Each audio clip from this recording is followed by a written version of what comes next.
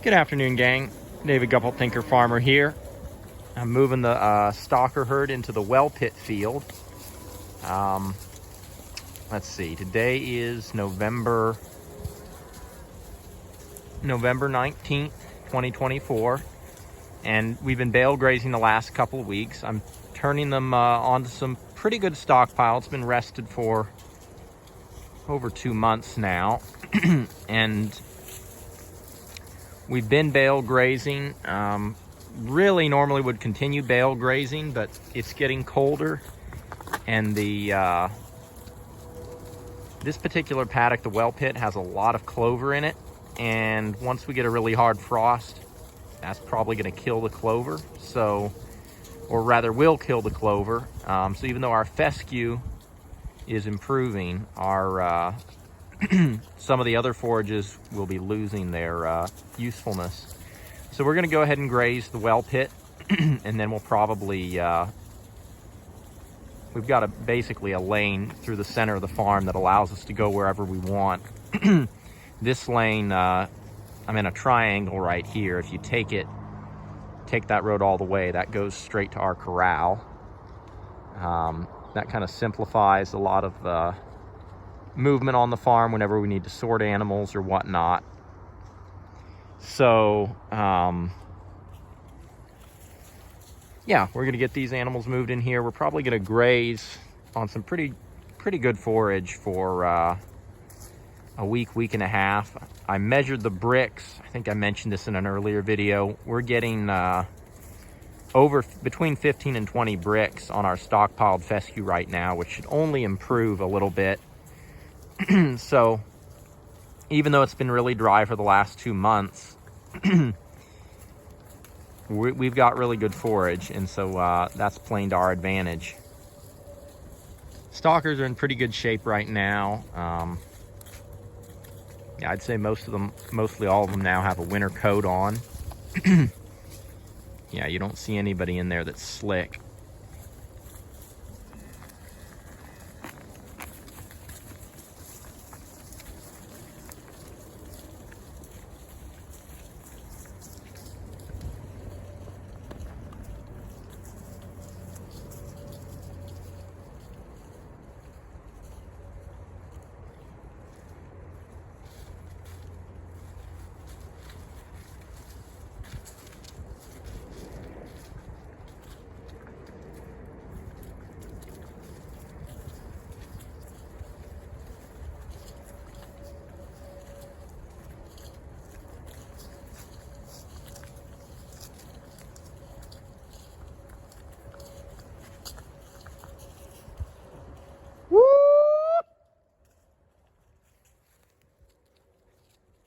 Yep.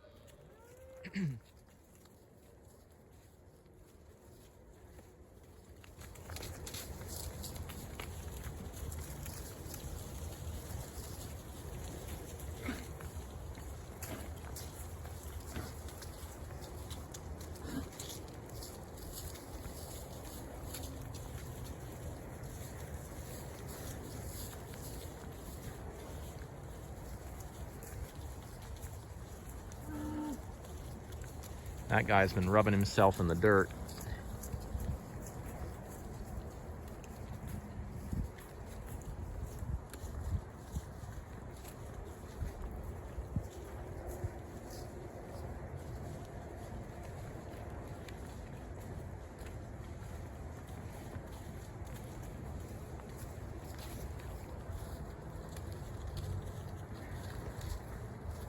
That brown, or I say brown, that red steer in the back there, usually he's in the tail end of the herd, so I expect any of the slow pokes will be coming along pretty shortly.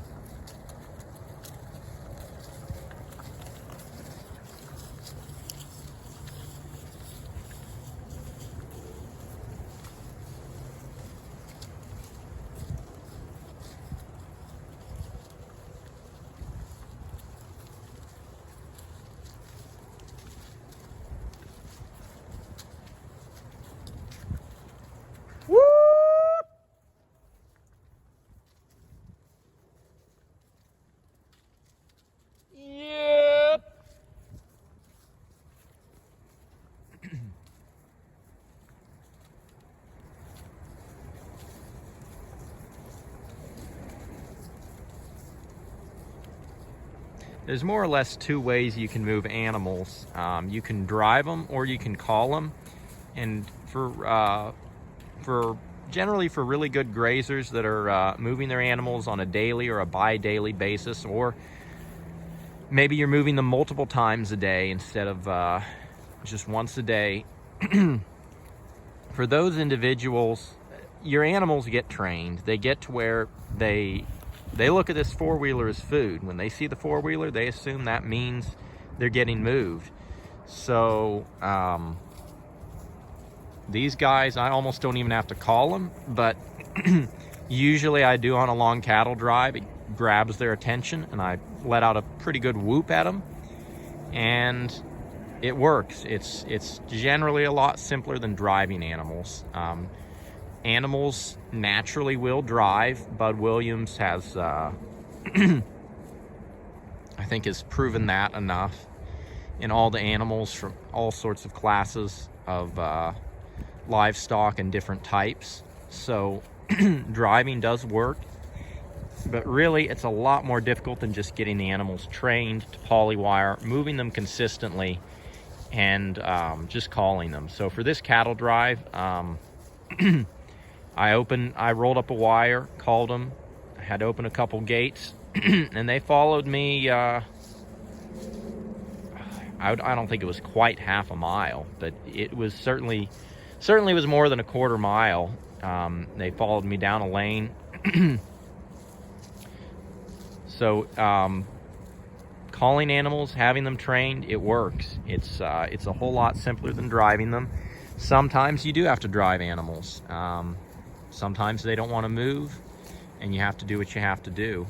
The last few stragglers here, I might go ahead and work them up, just because there's no pressure coming behind them, and I've kind of lost at this point my flow. Animals at the front were getting pulled from behind, or rather we're getting pushed from behind, and so you had some flow. But yeah, these last 10 animals, yeah, they're not super hungry. So now that and they're looking over the fence, they can see their buddies looking over the fence, so they're not inclined to just come straight on. Well, with that, gang, I've got some paddock setup to do, and well, I might step into the paddock, show y'all where we're at, some of the grass and the forage. We had a tree come down. We're going to be bringing the grapple with the tractor to get this picked up. For right now, I just wanted the lane open, so I cut the trees out of the way.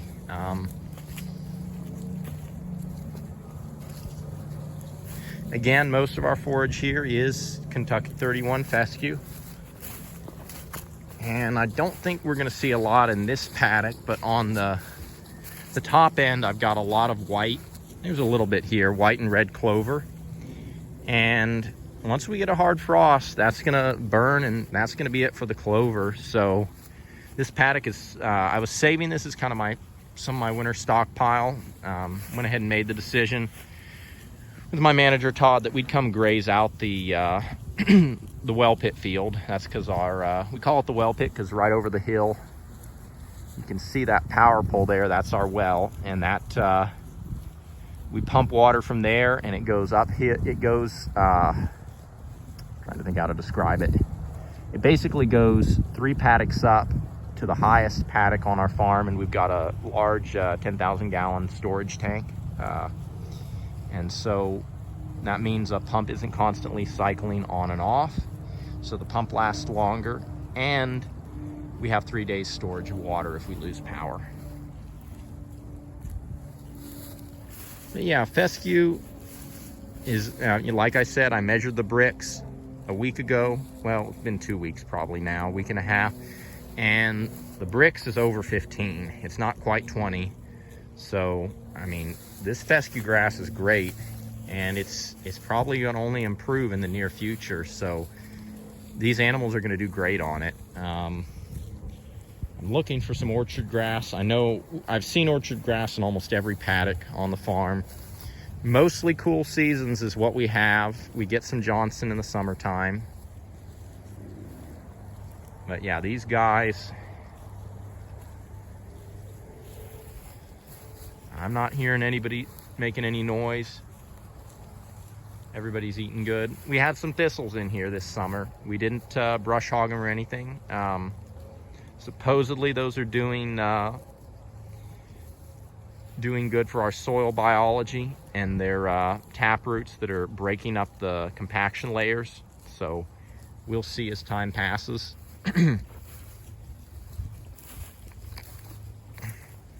Our lovely multiflora rose, we have that here too.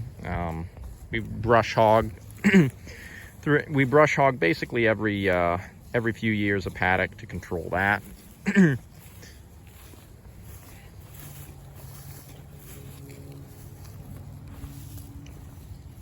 want to say this here is bluegrass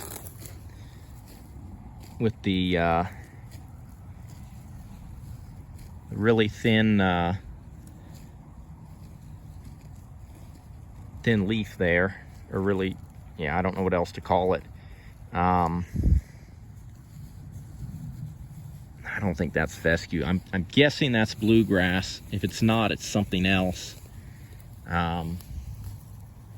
We more or less, we have, I think, several different kinds of fescue in here.